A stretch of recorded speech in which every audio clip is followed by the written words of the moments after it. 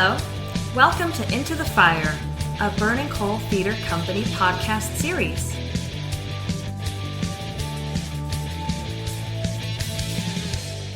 Hi, this is Jerome Davis. I'm the Artistic Director of Burning Coal Theater Company, and I'd like to welcome everyone to Into the Fire, the Burning Coal Theater Company podcast series on all things theatrical. We have a very special guest today on Into the Fire, Natalie Reder, who has performed for Burning Coal many times in the past and will be taking on her most recent role as Eliza Doolittle in My Fair Lady, which opens on April 9th and runs through the 26th here at Burning Coal Theater Company. Natalie, welcome back.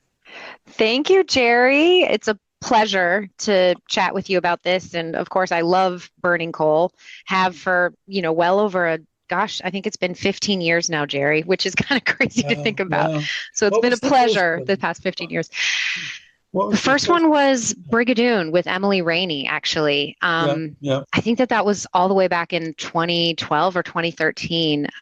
I think it might have been 2012. I have to look. You would know better than me, but it's been a while. I don't remember the year. I do remember the kilts.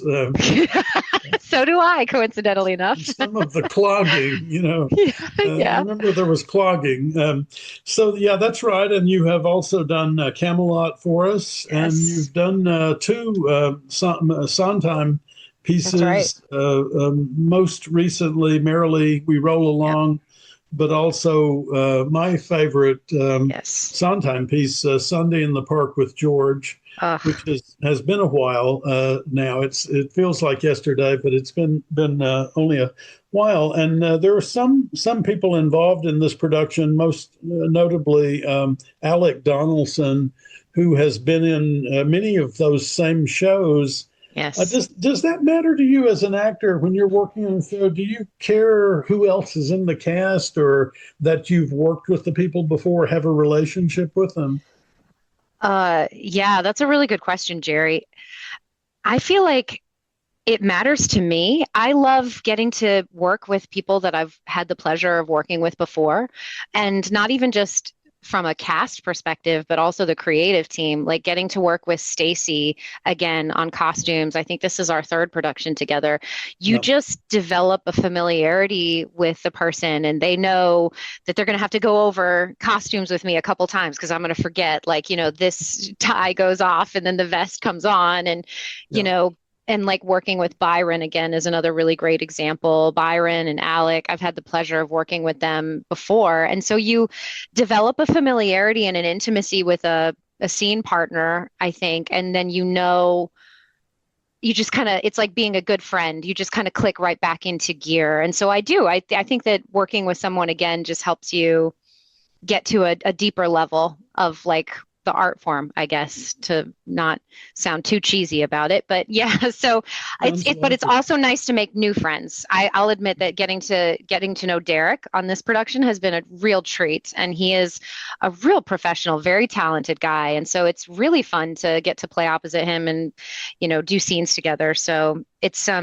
always good to come back to old friends and meet new friends. And Lenore, I've had the chance to work with Lenore before on Sunday in the Park with George. And so, seeing her name come up, I was like, Lenore, oh my gosh, we're going to get to do scenes together. I cannot wait.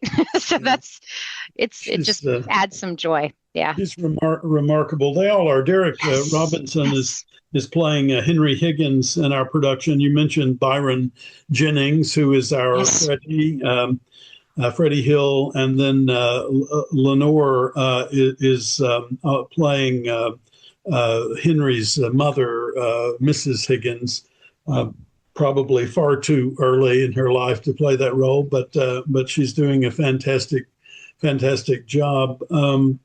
The second thing I wanted to sort of go into a little bit with you is your training. I know that you have been very highly trained in musical theater. Was that something you wanted from an early age? Did you drift into it in high school or college? How did that come about? A lot of young people, it seems, get interested in musical theater, but not too many of them, push forward to to the highest levels, really, and the way in which you've been trained and the people with whom you've been trained are at the highest level there in the Cincinnati Conservatory of Music, I believe it's called. That's right. So how did all that come about? What did you originally start out wanting, and how did it get to that point? I, as far back as I can remember, have loved musicals. Musicals spoke to me from a very early age. It's interesting. If I had to diagnose exactly why, I don't know. I think that you said something actually during our rehearsal process, Jerry, and you're very wise. And I've told you that I love your stories. Yeah. But you were talking about the scene where Higgins is sort of waxing poetic on why he loves language. And I think that I've always loved musical theater because the idea that you could tell a story and characters break out into song just felt so otherworldly and magical. And I've always loved it. I remember, and this is back, I'm dating myself a little bit, but we had the West Side Story VHS tape, and I would just play it again and again and again because the music just took me on a journey, and I would just sing it and learn it and just internalize it and feel like I wanted to be the characters, and I just wanted to live in that world. So I loved it from a really early age, and I grew up on kind of that golden age of musical theater. So the 50s kind of era, 50s and 60s. So that West Side Story and all of the Rodgers and Hammerstein. I mean those were that's what I grew up on. And so, I was always interested in it. My parents were big art lovers. And so they took me to see shows when I was a kid. And, remember seeing Joseph and the Amazing Technicolor Dreamcoat, in the Cleveland Playhouse Square when I was really young. And that was a transformative experience for me, and thinking we would buy the CDs, and I would just listen to the CDs and just learn the songs and just do it again and again and again, just sing and sing and sing. So there was something magical about musical theater. So it was always musical theater. It was, from a very early age. And so I did camps, I did shows, I did community stuff growing up. And when it came time to choose a major, I was like, well, this is the one thing I've always been really, really good at. So I decided to study musical theater in college and to pursue it as a degree and as a profession. And I was very fortunate to get into the College Conservatory of Music. It's a top-notch school specifically for musical theater. So I think that it's one of those things where it's very well known for its musical theater program specifically. And I got to study with really amazing people, got to do master classes with Kristen Chenoweth and Patti LuPone. It's kind of weird to put myself back in there, and amazing directors and Raul Esparza, just that I can't even remember all the great people that I was exposed to as a part of that experience. So I learned a ton. And I think that what I love about the arts in general is that it always challenges you to sort of learn something about yourself, right? There's an element of personal growth that is inherent every time you're doing something in the arts, where it's you're challenging, things that you believe and know to be true about yourself. And you're sort of unlearning and relearning things. And I've always found that to be my favorite aspect of theater, and in general, independent of musical theater, is that it's such a great space for growth and learning and change and to challenge assumptions. And so, learned a lot in college, but I learned the most about myself. That was the most interesting part about it. A lot of self-reflection. And then I think, Jerry, this is probably where the story gets a little bit, takes a left turn. But when I pursued it for as a profession in New York, I was miserable. I really was. And after a while, I had to you know what? It's interesting because Simon, who's also in the cast, and he plays Doolittle. My dad, Doolittle. Yeah. He and I have such a similar story where it's we did it, we loved it, but when push came to shove, and when you realize that like, oh gosh, this as a profession is a completely different ball of wax. So I was burnt out on it. And I left New York City. I moved here. I completely said, I'm never going to do another musical again. Ha ha ha. And then I had someone in my network who recommended, why don't you audition? Why don't you just audition for something locally? See how you feel about it. See how you feel about like doing it on your terms, right? And fortunately enough for me, that audition was with you all and Burning Coal for Brigadoon. And I guess the rest is history. So I feel like Burning Coal also has a special place in my heart because you all sort of resurrected me from, a space where I was like ready to put my back on musical theater overall. Wow. I didn't realize that. I didn't realize Brigadoon was the first one after you had stepped away from it. Wow. Yes. Yeah, wow. It was. How long was that period when you weren't performing? Was it a year, 5 years? You're not that old. It probably wasn't that long. No, I mean, 2009. It was probably like a 4-year period that I just said, no more musicals, never again. And that was probably really stupid of me to say at the time. It wasn't, but I think that what is good about that too, Jerry, is I feel very much like I am super happy in my career and I feel like, oh, yes, this makes sense. This is what I was meant to do. I love being in learning and development. And it's the same reason that I love theater, right? It's like that growth and that constant pushing and striving towards something greater and, unlearning things that you think are true about yourself. That's exactly why I love learning and development. And so this to me is just like the perfect expression of that. But theater has an extremely important place in my heart and in my soul. And music still like runs through my veins in a way that is just hard to describe. And so the opportunity to do My Fair Lady is like, oh my gosh, or yes, of course. Like it may be hard to describe, but it's not hard to see. It's very, very obvious about you. I want to just ask, I don't mean to pry too much, but that 4-year period, what was that like? That's an excellent question. It was not easy, Jerry. I mean, I think that what was hard is I put all of my eggs in this one basket, this one identity that was, I am a performer.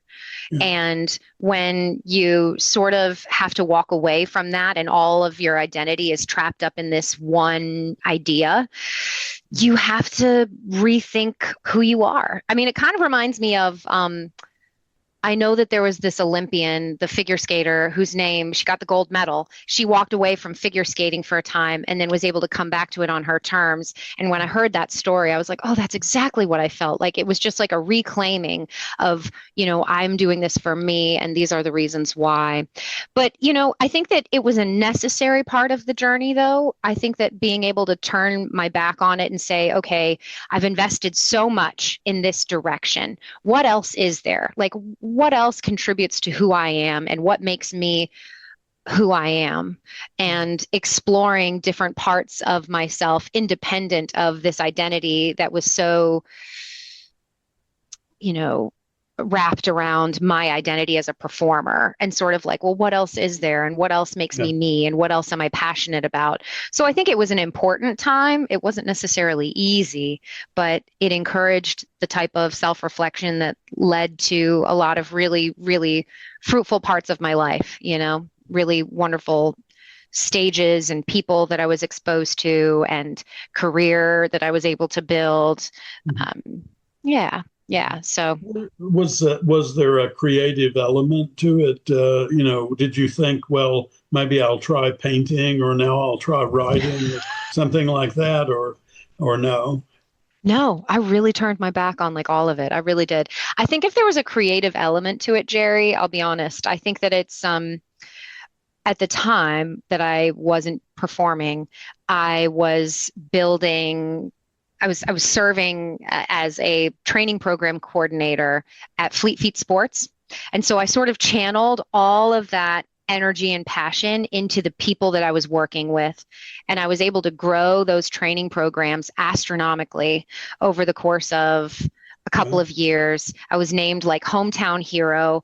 I think that I channeled all of that like passion and enthusiasm into the people that I was working with. And it's, you know, it helped me. I mean, that was part of what I realized about myself is like, this is part of my identity. Like I am, someone who cares deeply about people, who tries to bring people together, who tries to bring out the best in people, right? Like this is part of who I am. So I think that it just metamorphosized, if that's a word. It just changed. Yeah, it changed. It just helped me recognize like similar expressions, just different context for it. Yeah, that's really a remarkable idea. I don't think a lot of young actors think about this, but excuse me, when you go to New York looking for a day job, most think of waiting tables or something of that nature. But the money industries know about actors, and they will snatch you up in a heartbeat if you wander down toward the Wall Street area. There are so many friends of mine, actor friends of mine that got hired up and were sort of astonished because they didn't have that kind of business background that they would have thought would have made for an easy entry into that world. But the people who run that world, I think, understand that actors are outgoing and are empathetic and are capable of communicating, and desire to communicate. So that doesn't surprise me at all that you not only stepped into that other world, but excelled at it. I also wanted to ask you a little bit about the play that we're doing right now. Yay! My Fair Lady is obviously a modern classic. It is based on George Bernard Shaw's Pygmalion. Was that one of the plays that you had on your turntable early on? One of the musicals, I should say, that you had on your turntable? Oh yes, Jerry. Yeah. For sure. I mean, here's an interesting anecdote that I think explains this beautifully. I'm having a lot of trouble on the dialect for I Could Have Danced All Night because I sang it so many years without a dialect. So it's just like retraining my brain to kind of absorb this received pronunciation because yes, that was on the turntable. Absolutely. Yeah. That was like one of the favorites, and I mean, I think that plays to me, like all good art, when you come back to it at different stages of your life, it means something different to you based on where you are. And My Fair Lady is like, I think, one of the examples of that. Sunday in the Park with George is too. I mean, there's many examples of it, but just, I feel like it meant one thing to me as a kid, and as an adult, it means so much more to me. I think Eliza as a character, I always fall in love with the characters that I play. I think that you almost have to. It's sort of like, how can you not? You sort of have to. But she's special. She's scrappy and she's a hard worker and she's independent and, willing to fail and so brave and so courageous. And I have such a deep appreciation for her at this stage in my life that I probably saw as a kid, and it's part of what appealed to me about the story even when I was younger. But now I just feel like, oh gosh, this piece is so resonant. But but yes, this was definitely, this all started with, I've always appreciated My Fair Lady. There's I think a lot of people, make light of musicals. If you watch television, if you watch sitcoms, there will come a moment where they make a joke about people bursting into song, but I'm always, but more importantly, there's also always a moment for people who are first introduced or reintroduced to musicals where they go I didn't realize that idea was in there. They think of it as all singing and dancing and that's it, but they don't understand what the singing and the dancing is used for. What sort of ideas are being pushed out there. Um, George Bernard Shaw was a noted and perhaps notorious socialist, among other things, and so he was very much writing about class. I think when he wrote Pygmalion, and I think My Fair Lady holds on to that idea. It also obviously moves into the realm of romance in a way perhaps that Shaw was not quite as interested in, but I guess my question is, do you feel like it's relevant today? Do you feel like My Fair Lady has something to say to? When we say relevant, what we're really saying is it relevant to us? To the American public. Do you feel like those ideas of Shaw's about class conflict and are things that we need to be thinking about today? And do you think the play asks us to think about them? I'm so glad you asked this, Jerry, because I do have a thought on this. I have so many thoughts. I mean, you said a lot.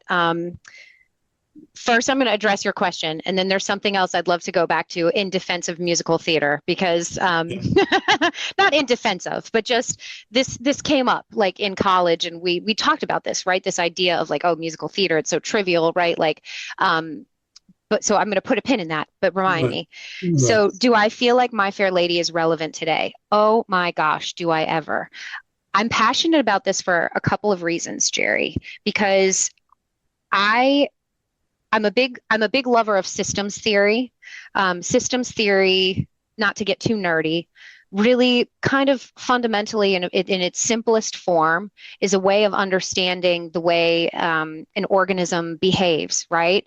And so much of what we're experiencing right now in America, if we're just looking at that system, is a lot of people who are on different sides of a set of situations or have a different set of beliefs, who are unwilling to see or take somebody else's perspective. And so I feel as though that's exactly what this piece is about, right? Ultimately, is like walking in somebody else's shoes, and what does that really feel like? I think that that's very important. I also feel like I identify as a hardcore feminist, and so there is a part of me that's always interested in the stories that explore, women who have to try really hard to sort of break out of roles or confines or boxes that were put upon them versus, how they want to live their lives. So do I feel like it's relevant today? I absolutely do. And this might be a controversial point of view, but it's why I'm pro romance at the end, because I think that there's something about this that's these two sides need to be able to come together and need to be able to cohese. We need to be able to find a way of taking somebody else's perspective and meeting somebody in the middle. And I think that's an important lesson for all of us in America right now to figure this out, right? Like this deeply entrenched in this silos and thinking that there's nothing that we can relate on is not getting us anywhere good. So there is a part of me that thinks that idea of like finding that at the end is important, because that's what's needed in this moment. I think more of that, the more of those moments of harmony. And there's always yin and yang, right? I think that that's kind of what this is an interesting exploration of, is these two different people from different walks of life who are stretching each other in ways that are unique and unexpected, and it's their coming together where something magical happens. So I appreciate this at this present moment in time. I appreciate the class conflict. We're still dealing with that. I mean, none of that's changed. If anything, it's even just deeper, more entrenched, it's just different how it expresses itself now. So I think it's very important. And then in defense of musical theater, I know that so in college, we used to talk about this a lot. And I had one professor, and this analogy sort of stuck with me. Our senior year, we had to do Greek work, like Greek tragedies, Greek comedies. Wow. And he would, And one of the reasons that he loved Greek work is he said the stakes are so high. And that's exactly how they have to be in musical theater. It's the only way that it works is if the stakes are super, super high, that there's no other option for you to like break out into song or break out into dance. And when you see people do it well, it's truly magical, which is why I think that, the art form is popular in, especially being an American art form. It's very popular here, but it's catching, right? It's super magnet, like a very energizing kind of art form. And so in defense of musicals, I feel as though it's tough, but you're always kind of suspending a little bit of disbelief in this universe and in this space, and it becomes really fun, I think, in that regard. I couldn't agree more. I think it's they always tell us, as an actor, you cannot fully believe that you're the character. If you do, you're insane, right? But how close can you get, And so if you can believe that you're Richard III, then you should be able to believe in a world in which people sing their most extraordinary emotions too. You talked about stakes. So I want to ask one last question for you. In My Fair Lady, what are the stakes for Eliza Doolittle? Oh my goodness. I'm going to try to be brief. I mean, the stakes are so high. They really are. I mean, she's like an exhale away from life on the streets. And I think her worst fear is, and we've talked about this, and I don't know what sort of color I can add on this podcast, but, she's like a breath away from prostitution. And she's like desperately trying to claw her way out from, poverty, I think. And she's industrious and she's resourceful, and she's hardworking. And I think that she's smart. She's wicked smart. And when she finds an opportunity, she goes after it. And I think that this is ultimately a story about taking those opportunities as they come. And I think that the stakes are high because I also think that she's, how do I philosophize on Eliza Doolittle? I also think that she is an interesting character in that I really do think that she is trying to find, just like the song suggests, right? That comfort, that sense of like home, and that like someone's head resting on my knee. I think that is what she's really truly driving for. And in the end, I think she finds it in in a surprising place, rather, not an unsurprising. She finds it in a surprising place. And I think that once she recognized that, hey, this person saw something in me and I feel immensely loyal to them, but how do we reconcile that with the way that I'm being treated? I think it's like, really, the stakes are super high, right? Like, I don't want to turn my back on this. And at the same time, I have to hold myself with integrity. And so what does this look like? And so how do I fight for that? So it's fun. It's really fun. It's super fun. The stakes are very, very high. So you just you just told me the story of a young woman who has an extraordinary ability and dream, and doesn't want to give it up, and finds a home in an unlikely place. I see what you did there, Jerry. And you also told me about Eliza Doolittle. That's right. Oh my gosh. Well, yeah, I mean, maybe that's why I feel like we're like so like, I have such an affection for this character, probably because I see a lot of, you see yourself in every character, of course, right? You're to your point about insanity. There's like, you have to, that's how you do the job well. But yeah, she's special and she's scrappy. And I love the idea too of like building a better world for herself. It's cool. Yeah. It's cool to play. It's fun It to is play. cool, and it is My Fair Lady, and it's by Lerner and Lowe, and it's based on George Bernard Shaw's Pygmalion, which was based on an old Greek myth where the stakes were very high. Very high. So it all full circle. Comes around. Yeah, exactly. Natalie Reder, thank you very much. Yes, thank you, Jerry. Tonight at rehearsal, and then everyone can see Natalie. Right. If you hurry, because tickets are going very rapidly for My Fair Lady at Burning Coal Theater Company, April 9th through 26th. Website is burningcoal.org, and everybody come on out and see this wonderful work. Thank you, Natalie. Yeah, thank you, Jerry. And I do just want to say, I just so appreciate everything that you do for the community. I mean, Derek and I were just sort of casually chatting last night. We were both like, Jerry's great. Like, Jerry's very authentic, and he really wants to challenge all of us to be like the absolute best that we can do. But I think even independent of getting the pleasure and privilege to work with you, Jerry, like, you've built such a beautiful thing here in this community, and you've inspired me even with the things that you've shared about the importance of arts in a community and the role of artists in a community. And so for what it's worth, we're just really grateful to support and to be a part of this staple in the Raleigh theater scene. So if you're listening to this, you better be coming to see My Fair Lady. So anyway, but thank you for letting me add that little preamble at the end. But yeah, we'll cut it and we'll move it to the front. So that's perfect. Thank you, Natalie. Yes, my pleasure. Thank you, Jerry. We'll see you tonight for sure. Cheerio. Okay, bye.